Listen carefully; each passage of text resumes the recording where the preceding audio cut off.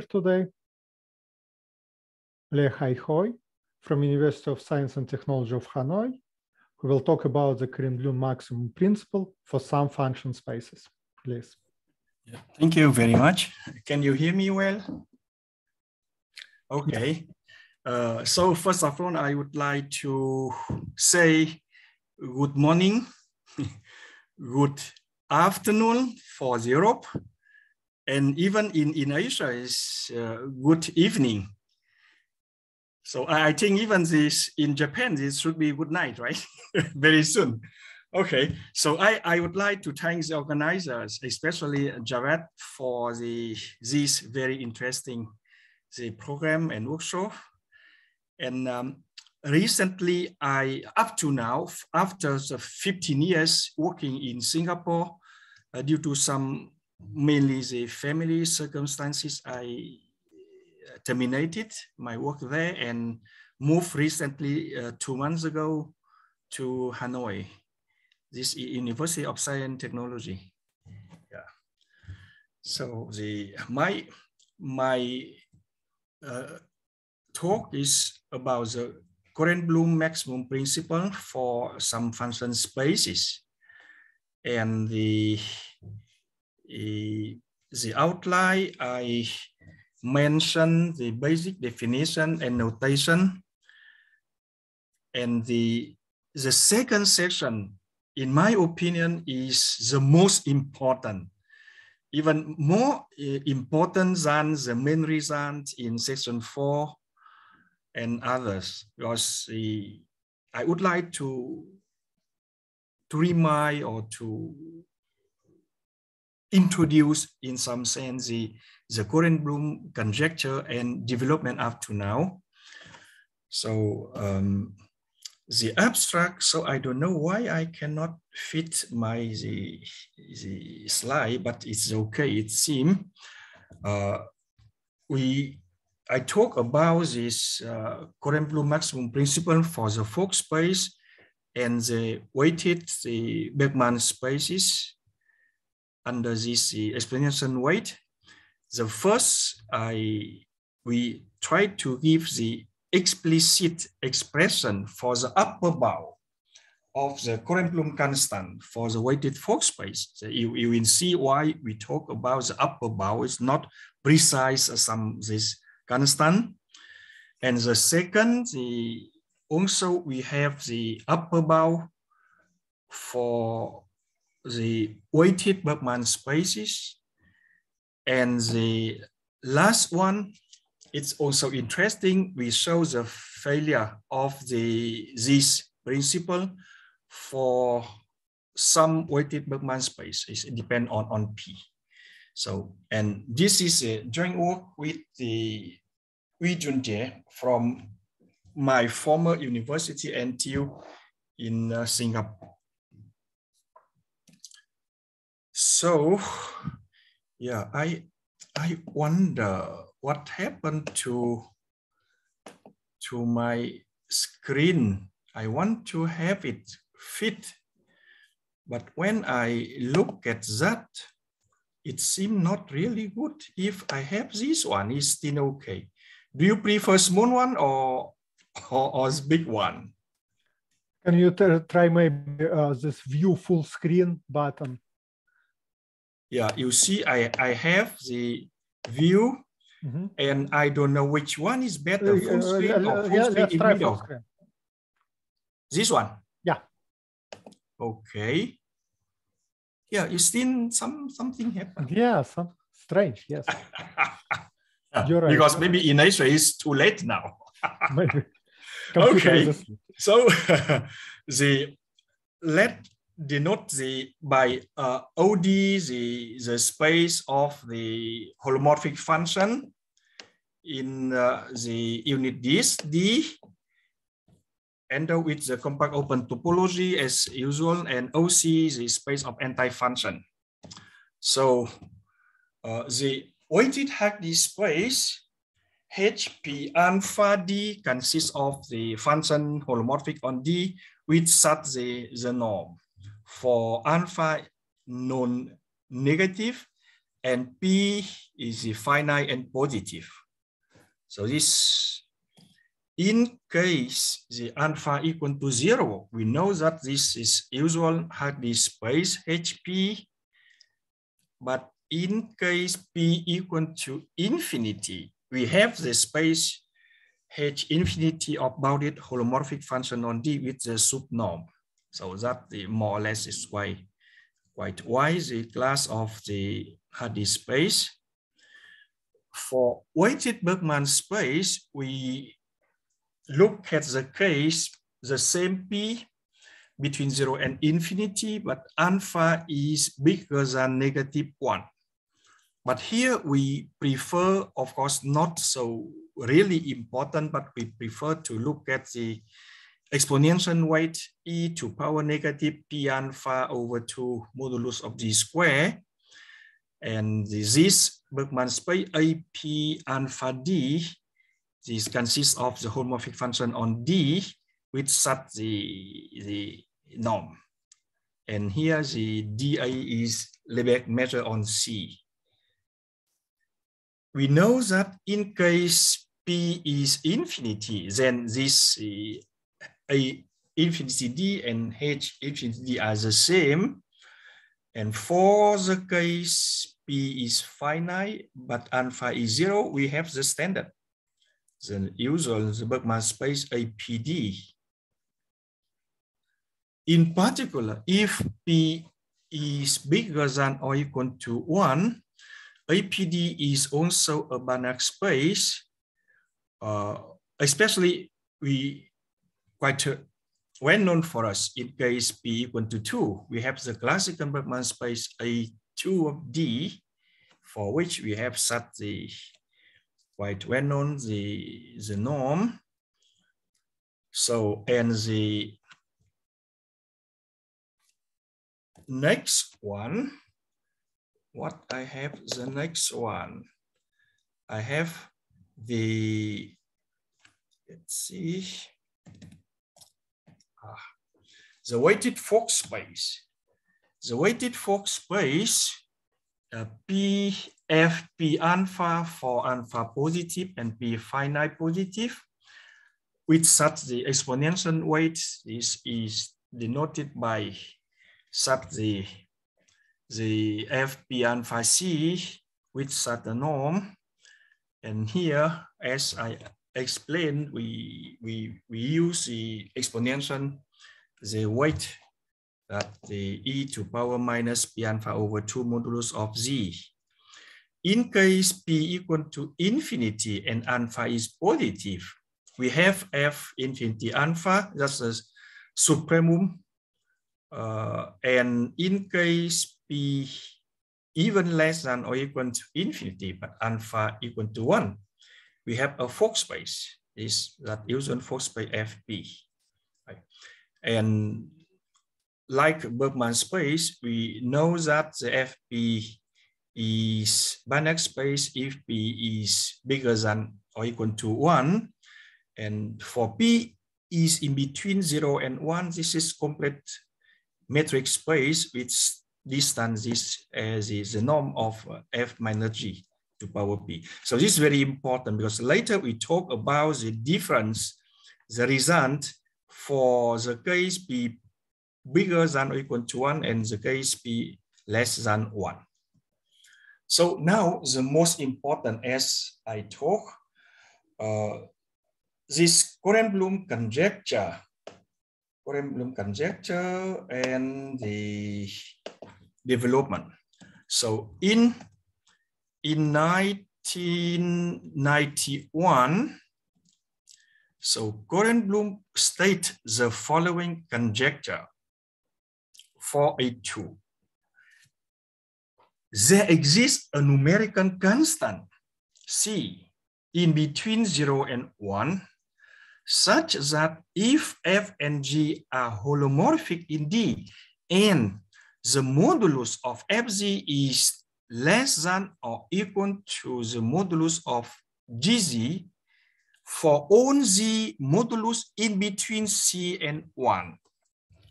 So here, then we have the norm of F is less than or norm of G. So this the annulus. So we can think that the C1, so this annulus is sometimes also called the dominating domain for this space A2. So this conjecture, and we call C a Korenblum constant in this case, and we denote by K, or the largest value of C. In this case, the annulus is very small, right? If we take the largest one. So actually, so far, the exact value of K is not known up to now. So the conjectures they exist, and whether we have the largest value of C. So the exact value we don't know. So Korenblum proved this with the code example provided by Martin, that the largest value of C is less than 1 over square root of 2. So that more or less is also good, the upper bound for the for K in A2. And thereafter, a series of partial results have been obtained by Korenblum himself, Ney, Richards, Zhu, and Matero, Switch, etc. So many people try to work on that and have the different partial result answering for the conjecture of Korenblum. So, and of course, there are several reasons expanding the topic by finding C in other function spaces, including this, even the Bergman spaces, but the weighted Bergman spaces. So that also interesting. In 1990, now I see, I can do that. Yeah, okay. So in 1998, Heyman and Denikas worked on this Korenblum maximum principle for the space, the Hardy space HP. And then in 1999, the conjecture was first proven of its existence by Heyman. He proved that C is 0.04 for A2. That also interesting. A very small C, right? It means that the annulus quite big. So, and in the same year, the Hinkanen proved the existence of C for P bigger than or equal to 1, with C is 1.05724. That is already bigger, much bigger than the Heyman proof. Right? So, and after that, several work have been carried out in finding lower bound and upper bound of the Korenblum constant for such a case.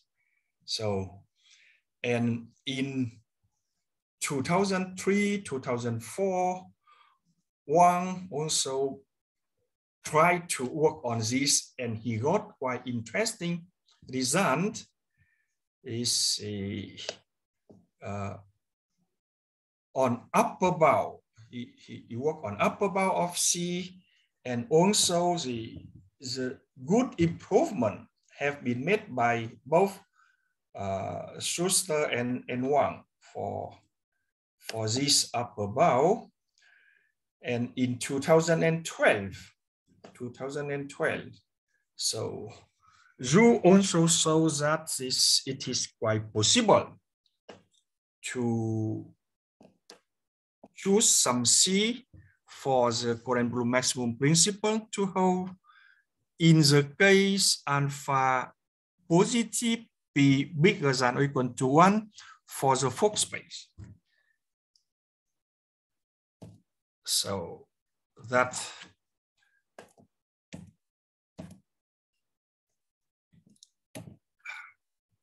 something happened to my, very sorry for this one. Okay, so I think, yeah, now it's much better, I think. I hope it's much better to work on that. So I again is run to my slide where I stop on the Jew in 2012, right? That one. Yeah, also it's not good with my computer here.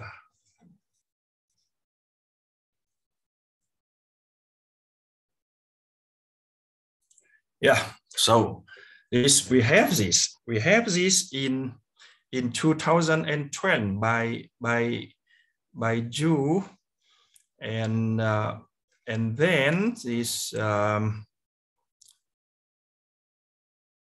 what we have the next, and actually the recent development shows the quite several work interesting on the topic in other function spaces, and especially more or less the first time is people prove that in some function spaces we have the failure of the Korenblum maximum principle. I mean, doesn't exist any C in this case. Okay, so that one, yeah. Yeah, I don't know why I cannot do it here. So recently, this about the things, the failure, they have been shown by Bozin and Karapetrovich in 2018, that's 3 years ago, for the Bergman space AP. For Bergman space AP, and in the next year, in 2019, Low and Hu also disprove this maximum principle for general Fock space, Fp alpha in the case, again, P is in between 0 and 1. So then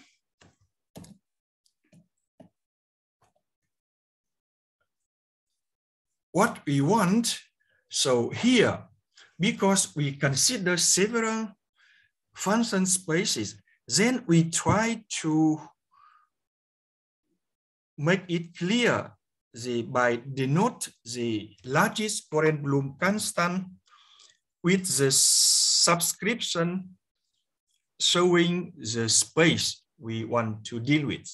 So K with AP alpha or K FP alpha to be clearer. So, and for a better illustration, we provide the main development of the 3 cases, Hardy spaces, Bergman spaces, and the Fock spaces in the following table. So first one, in HP alpha. So you can see that the in case alpha equal to 0, in 1998, we have the dominating, right? For the space HP0, if and only if this E is non-tangentially dense. And for the case alpha positive, you see no development, which means it's no result for such a case. That's the Hardy space. How about the case of the Bergman space? Bergman space is more interesting. A lot of things. So for P equal to 2, you see you have C from 9906 up to 11. And C is quite interesting with such the result. And also after that, you have the left column is the lower bound and right column is upper bound. And of course, this is original of Korenblum for P equal to 2, the usual the Bergman space. But for the case, if P is in between 0 and 1, as I mentioned, the Bozin and Krapetrovich, they show that C doesn't exist. Doesn't exist. Failure. For P bigger than or equal to 1, we have lower bound, which 11, this is C is bigger than 0.2. And upper bound, no development at all, no development. And for the case P bigger than 0 and alpha is not 0, also no development. That for the Bergman space, I mean weighted Bergman space. Right? And for the Fock space, so many things we still not know when. So in the case P equal to 2, set the upper bound, even upper bound, not yet clear. For P is in between 0 and 1, again doesn't exist. But for P bigger than 1, they show C exists, but no upper bound, even. That only exists, no upper bound, no even lower bound, we don't know. And for the case alpha is different from 1, this doesn't exist. Again, this exists, but no development on upper bound. So you see, more or less in general, for these three classes, the upper bound not yet developed. So such the summary of the development. So, and now we want to talk about our results with the first, the auxiliaries we need. So for that, we recall the two results by Korenblum and Bozin Krapetrovich, which in some sense are very close related to our main result. So the first, in 91, Korenblum shows that if we take C bigger than 1 over square root of 2, then there exists function f and g in A2, such that when the modulus of f and g like this in the annulus, we have for these two functions the opposite, the estimate for the norm. So it means it doesn't work. And it also shows that the maximum, the largest value of the Korenblum constant C must be less than or equal to 1 over square root of 2. So that from the Korenblum result, we can have such a conclusion.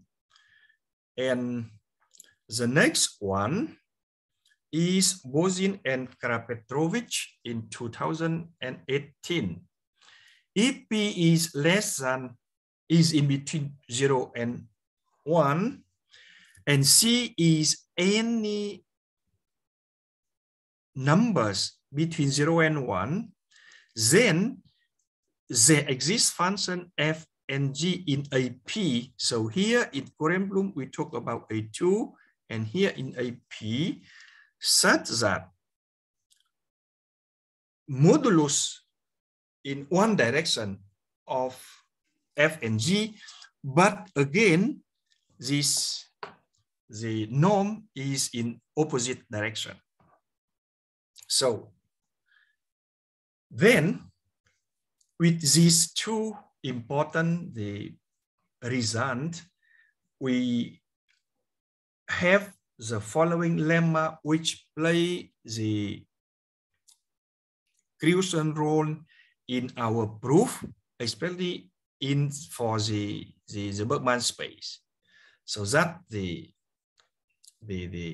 lemma. In the case P is in between 0 and 1, alpha positive, C is again 0 and 1, then there exists positive integer n delta from 0 and 1, such that we have such a things. So actually, we came up with this result when we try to construct the function f and g satisfying the modulus in one direction, but the norm in the other direction, basing on the previous work of the Bozin, Karapetrovich, and Hu and Low in that case. So, and here, our main result, this one, for Fock space, we prove that we can describe, we can get the explicit expression for upper bound. For upper bound, in the case of weighted Fock spaces, when P is bigger than or equal to 1, and then for Bergman space, we also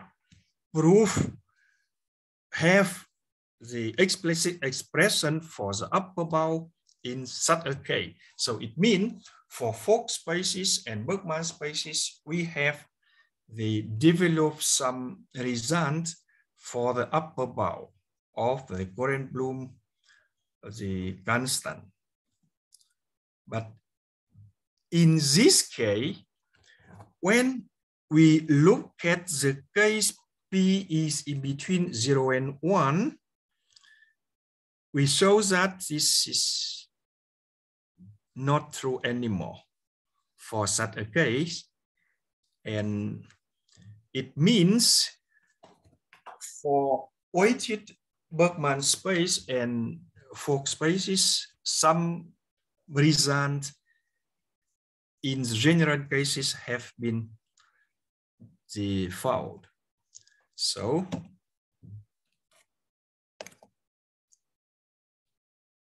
now we talk about the Fock space in detail.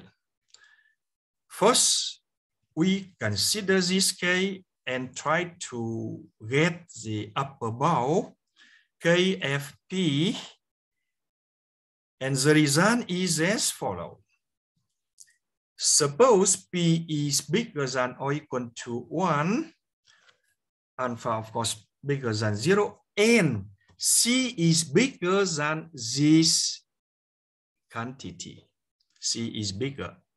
If C is bigger than that, here the gamma function is involved, then we can show that there are two functions f and g from the weighted Fock space such that modulus on the annulus is of one direction, but the norm is the other direction. So as for the usual Fock space, this result shows that the largest value of Korenblum constant is less than or equal to this quantity. So that for general case. And what from this result, of course, we can get the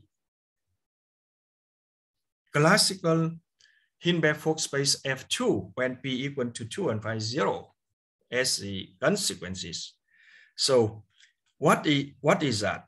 Here, if C bigger than 1, for F2C, we can have the Fg for modulus and the norm are opposite, which means you have the upper bound for F2 is 1, at least 1.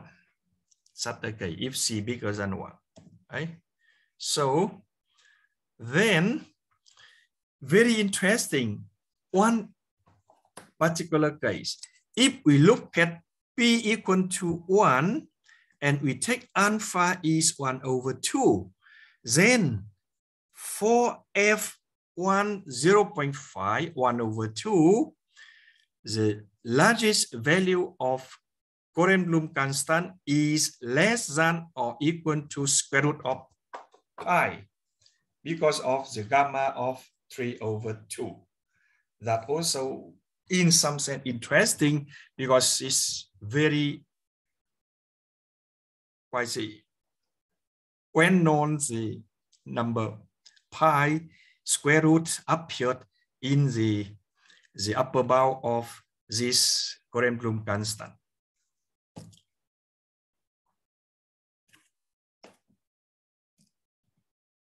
So, and of course, because of this, both the consequence and result, you can see that both theorem and corollary fill the gap in table 3. Table 3 related to the Fock spaces. And more or less, we have some gap have been filled. The next is the Bergman space. For Bergman space, as I mentioned from the beginning, the Bozin and Krapetrovich in 2018 shows the failure of this principle for AP, where P is in between 0 and 1, and also for FP alpha by Hu and Low in 2019, again for P is in between 0 and 1. So this result inspires us to be interested in the question whether we have the same situation, we mean failure of the Korenblum maximum principle for weighted Bergman space. Because here, for weighted Fock space and for usual Bergman space, we have such things, and especially because of that, we thought maybe for the case P is in between 0 and 1, alpha of course non-zero, for such weighted Bergman space AP alpha D, maybe again we have the failure, and it turned out that this, yes, is true. We cannot have such a C. So, and our result showing the failure of this principle not only prove our statement, but also generalize the theorem for alpha bigger than 0, right? So here, the result, if P is in between 0 and 1, and alpha positive, in case we take a number C is between 0 and 1, then we can find the F and G for which modulus is of one direction, but the norm is in the other direction. So that is NDC in between 0 and 1 cannot work for this principle. Okay. So now, because for the case P is in between 0 and 1, we don't have such a constant. We show that at least we have the upper bound for the space, Bergman space, when P is bigger than or equal to 1. Bigger than or equal to 1. So here the result, if P is bigger than or equal to 1, alpha is non-negative. We look at the Bergman space AP alpha of D. In case alpha is 0, we suppose to have C is in between 1 and this quantity. That one, if alpha is 0. So, but if alpha is positive, then instead of that, we look at these things. Of course, it depends on the technique we use, especially this the lemma we talk about, inspiring from the previous result of the Bozin and Krapetrovich and Low and Hu. So if we have for two cases alpha equal to 0, alpha positive, C is in between this quantity and 1, then of course we can find F and G for which modulus is one direction, but norm is in the other direction.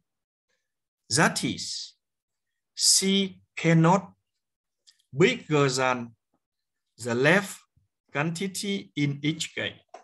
So then we have at least the upper bound for the maximum value of the Korenblum constant. So which means here the consequence from immediate consequence from the theorem, the largest value of the Korenblum constant for AP alpha is less than these two quantity. For case alpha is 0 and alpha is positive. So then what can we have from here? So this constant, and of course these two results fill some gap in table 2, because table 2 is AP alpha, table 3 is FP alpha. So in both cases we have some partial generalization for this table. Okay, and now the last section I want to emphasize is some concluding remark and open question. That open question up to now still is not clear whether we can give any answer or not. So first, from these three reasons, we have the at least explicit expression for the upper bound of weighted Fock spaces Fp alpha, where P bigger than or equal to 1 and alpha is non-negative. And also for weighted Bergman space AP alpha. And for the case P is in between 0 and 1, alpha is positive, we show that the Korenblum principle failed for AP alpha. So more or less, we obtain greater closure to the principle for Bergman spaces. That's what we just provided the result. But from this result, there are several questions, and we really want to give an emphasize here. The first question, 1, we take C equal to 1, even C equal to 1. Then for Fock spaces, this is the anti-function. The question is whether we can have the two functions f and g in F2, very classical, this F2, for which modulus and norm are of opposite direction. So even that in F2, so far as we know, is no reason on such the question. Next, question 2. So for FP, so if question 1 for F2 C, then for a general Fp alpha, even for the Kp bigger than or equal to 1, if we take C like this, again, a question is whether we can find the two functions f and g for which modulus and norm are of opposite direction, which of course is own modulus bigger than c. That again, we don't know whether we have or we don't know any paper about this question. The next question 3. For AP alpha, was all related to the result I just showed from main result in session 4. If we look at again at this case, this one, as you remember, for two cases alpha equal to 0 and alpha bigger than 0, we have upper bound for a P alpha space. And now if we take exactly like the question 1 and question 2, in this question 3, again, we don't know whether we can have the statement or reason showing that there are function f and g for which the opposite direction of modulus and the norm on the annulus. So it means that for these 3 questions, we can look at the value we got in the upper bound, but we don't know.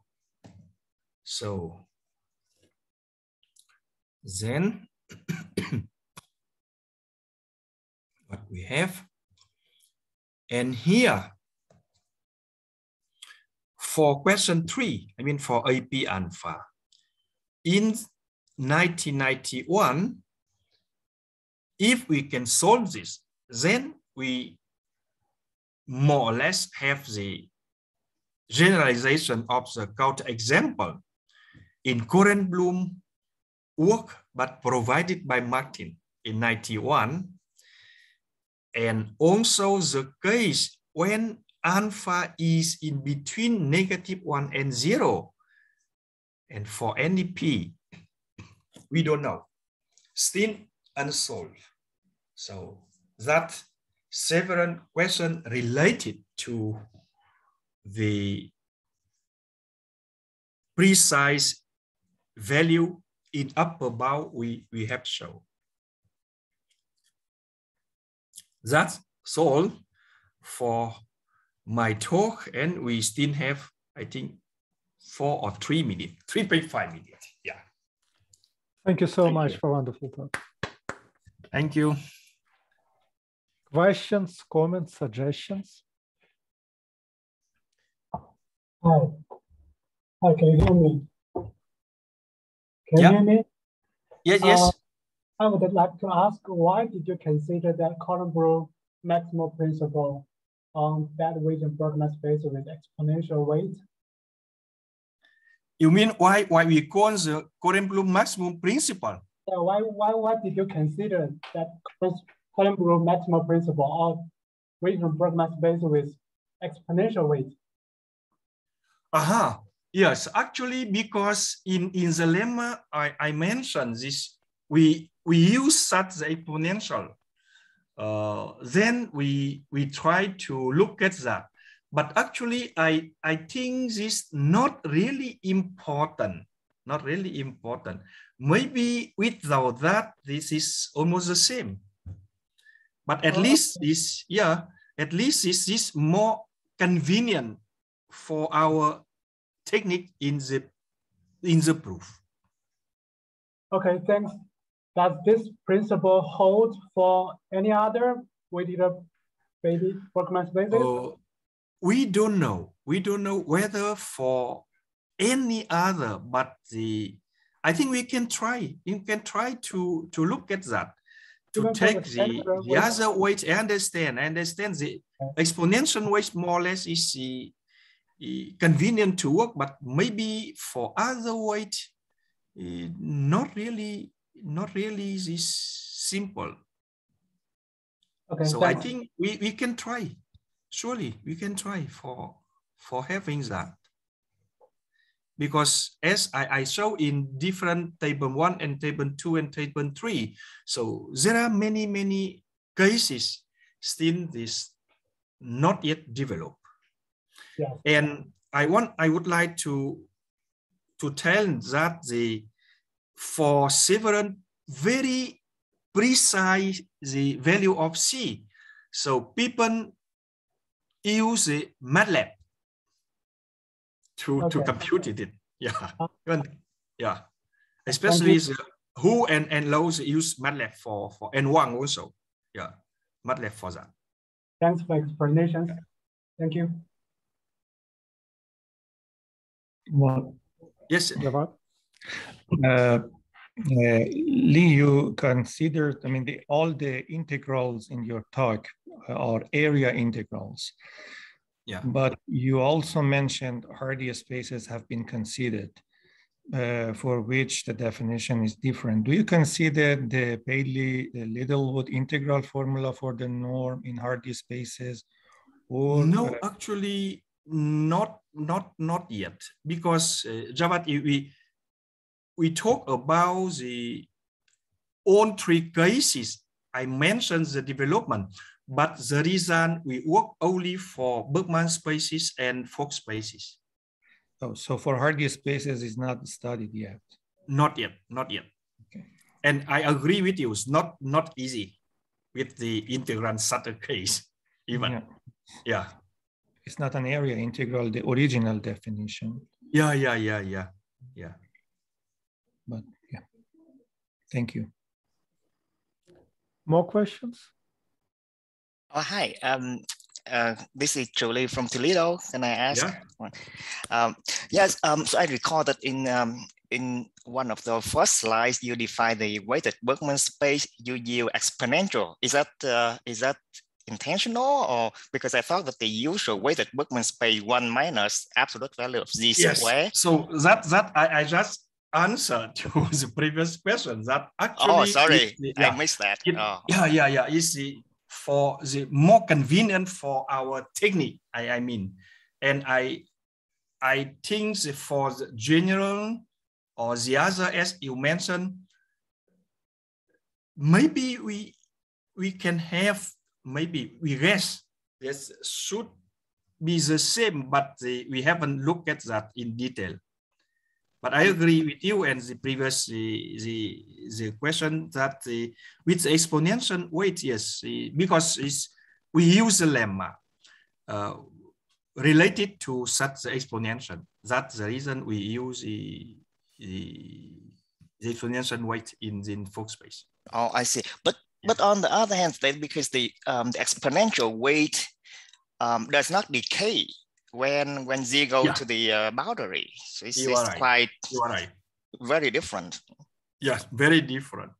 Okay. So that why we mean there are still several things to develop even for what we have done. Oh, should be improved. Yeah. Thank you. So I missed your answer previously. Yeah. More questions? Well, if not, let's thank Khoi again. Thank you.